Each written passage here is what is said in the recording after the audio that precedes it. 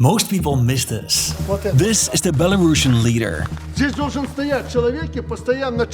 a strongman in Soviet fashion. He likes hockey and shows himself close to workers and farmers. He preserves stability in an extremely volatile region by aligning with Russia, which Trump has recently noticed. I very much gave my respects to the leader of the country. Lukashenko is widely believed to have lost the 2020 elections, but he manipulated the results and then violently suppressed the unrest that followed. He was a very respected man, strong person, strong leader. He imprisoned hundreds of perceived opponents. This helped Belarus become one of the most heavily sanctioned countries in the world, not far behind North Korea. But Trump has been brokering deals in exchange for some of these prisoners to be released. Trump is easing sanctions on Belarus, but is it truly better to negotiate rather than to isolate? And who is this dictator? This is Europe's most overlooked disaster with hindsight. There's a reason why I want to bring this to your attention now. Belarus has never seen scenes like this before. A couple of weeks ago, demonstrations were extremely rare. There's a real sense of change in the air. But that change never came. Groups of black-clad masked police were filmed running towards protesters and dragging them into black minibuses. The violent crackdown that followed was world news. But most likely you didn't hear much about last year's elections, and these were also rigged and they were also unfair, but they didn't trigger the same kind of unrest. Belarus is now stuck in the Soviet era. The state controls large industries and the government uses price controls and sets production targets. But why was this Soviet system preserved here? Belarus first declared independence in 1918, but it was short-lived. The region then began the stage for heavy fighting, and especially during World War II. They lost nearly a quarter of the population, giving Belarus the highest mortality rate of any country in the world. The country was reduced to rubble, and the people were traumatized. This is where the modern state narrative of Belarus often starts. The Soviet Union incorporated Belarus as one of its 15 union republics, and this marked the beginning of a miraculous comeback. The people rebuilt the country from near total destruction to becoming one of the most industrialized Soviet republics within just 10 years. The Soviet system deserves a lot of credit here. Through central planning, they could quickly move manpower and capital. Belarus became known for its engineering skills and for the resilience of its people. And after decades of trauma and chaos, the people here finally saw their living standards improve. But they still had little influence over politics. The Union republics were autonomous on paper, but real power rested with the Communist Party in Moscow. But the system was working for them, and the Soviet Union was having momentum. In the first decades after World War II, the Soviet Union rapidly increased its productivity, and Russia transformed from being a mostly agrarian society in the early 1910s to becoming one of two global superpowers by the 1960s, even beating the United States and putting the first human into orbit. The communist system was incredibly successful at rebuilding nations, but it was terrible at creating high-paying jobs. By the 1970s, their productivity growth began to stagnate. The Soviet Union had now built a buffer of satellite states in Central Europe, and in Belarus, people were getting increasingly frustrated. Moscow's focus in Belarus had been to put people to work. They built heavy industries like manufacturing machines and trucks, but there was no competitive pressure, no incentive to innovate, and risk was punished and not rewarded. By 1990, the European economies looked like this. The countries and republics with state-controlled economies were far less productive than countries with market-oriented economies. The Soviet system wasn't improving living standards in Belarus anymore, and as people were becoming increasingly unhappy with this, disaster struck. One of the worst disasters in the history of nuclear power. Just across the border into Ukraine, in Chernobyl, a nuclear reactor exploded and released vast amounts of radioactive material into Belarus. Moscow initially downplayed the scale and the risk of this disaster, but people here knew otherwise. Over 400,000 people were forced to permanently resettle, and then the Soviet Union collapsed. This was the moment that most of these countries shifted towards having a market-oriented economy that was free of Soviet-style controls. But Belarus went into a different direction. So today, many of the Soviet styles of governance still exist in Belarus, and it is quite remarkable what impact this has had on the country. But first, I want to quickly thank today's sponsor. Hindsight started as my passion, and it has since grown into a small business. It's even more fun that way, but this also poses some challenges. So a couple of years ago I moved to Spain when my daughter was born, and this meant that I had to do my entire business administration differently. But for everything related to admin, Odoo is the solution. They are an all-in-one management software. They offer more than 45 apps that help you manage your business. You can use it to sign documents, to send invoices, or to keep track of timesheets. If you would get separate subscriptions for each of these platforms, the costs really add up. But with Odoo, you can select the apps that you need, and you have your entire business administration in one place. So what I particularly like about Odoo is that all of these apps that they communicate with each other, which means that your info will always stay updated, and because everything is adjusted to your country, it helps you stay compliant. Try Odoo today by using my link in the pinned comment or description, and you'll get one app for free with unlimited support and hosting. And starting at just €19.90 per month, you'll gain access to all available applications. Try it today.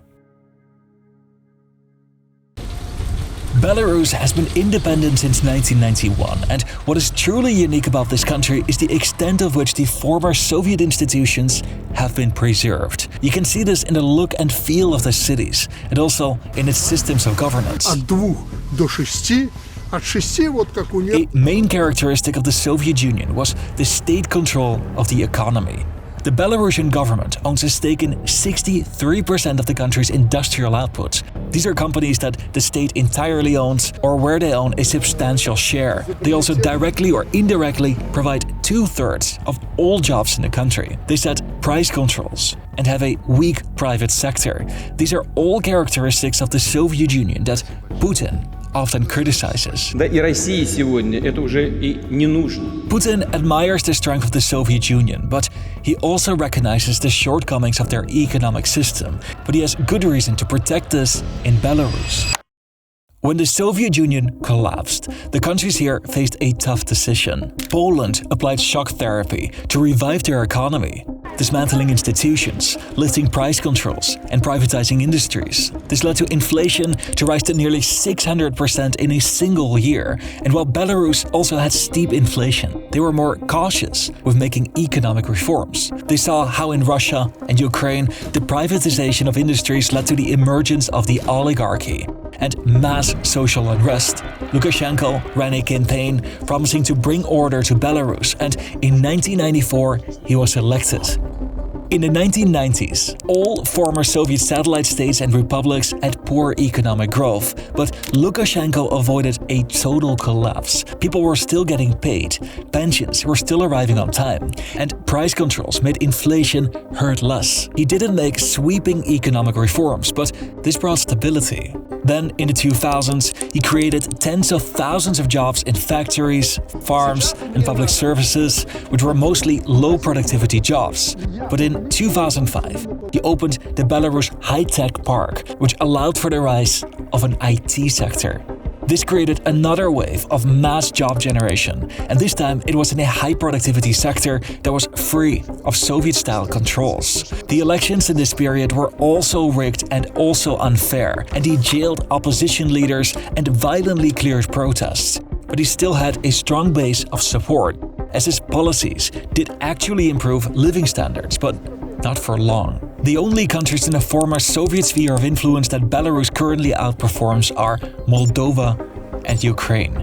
In Ukraine, oligarchs captured key industries and politics, and their monopolies blocked the emergence of a market-oriented economy. In Moldova, the loss of its main industrial region, Transnistria, left a small and fragile economy that was further weakened by corruption. They didn't do this bad, but in the late 2000s, slow economic growth was slowly turning public opinion against Lukashenko. Lukashenko had offered assurances security would be maintained on the streets and there wouldn't be protesters on the capital's main square. Lukashenko claimed a landslide victory, but many people felt that the vote was rigged. And once the police got involved, there were heated confrontations. The protests were violently repressed, and it became clear that Lukashenko was not going to relinquish control as he strengthened ties with Moscow. So when Russia was punished with sanctions after their 2014 annexation of Crimea, this also affected Belarus. This was the beginning of a deep economic crisis which exposed the structural weakness of the Belarusian economy. This led to more dissatisfaction, which came to show in the 2020 elections. Now, in Belarus, the largest anti-government protests since last week's disputed elections have been taking place, with further calls for Alexander Lukashenko to step down. A week after the disputed election, Belarus is voting with its feet. The center of the capital, Minsk, taken over by hundreds of thousands of people. The opposition had united behind a single candidate, and millions thought that Lukashenko might finally lose. But the result was that 80% voted for Lukashenko, which was so implausible that it shattered every last bit of trust. In Belarus, people are making their voices heard like never before. They're demanding change. But the problem for the protesters is that there's one man who isn't listening. Alexander Lukashenko has made it quite clear he has no intention of stepping down. Lukashenko used violence and torture to suppress the unrest. Leaders of the opposition were jailed, together with many hundreds of perceived opponents that continue serving long sentences today. This happened right in the middle of the first COVID wave. Lukashenko dismissed the virus as a psychosis, and he promoted vodka and tractors as a cure. People increasingly started seeing him as reckless, not protective. And while the unrest eventually settled down, it didn't result in political reform. The IT sector lost confidence, and many firms moved abroad. This contributed to tens of thousands of high-paying jobs to be lost over the next couple of years. And Lukashenko now rules by fear. Fear of imprisonment, fear of job loss, and fear of the instability that would follow a handover of power. Хочу вас поблагодарить за высокую оценку качества наших российско-белорусских отношений. This system is protected by Russia. Lukashenko's government tightly controls prices, keeping many goods artificially cheap. They also devalued their currency, and these economic policies meant that the purchasing power of common Belarusians actually substantially increased. This helped maintain social stability, but it masks the economic problems underneath. Мы знаем это, проходили в Советском Союзе. Помните?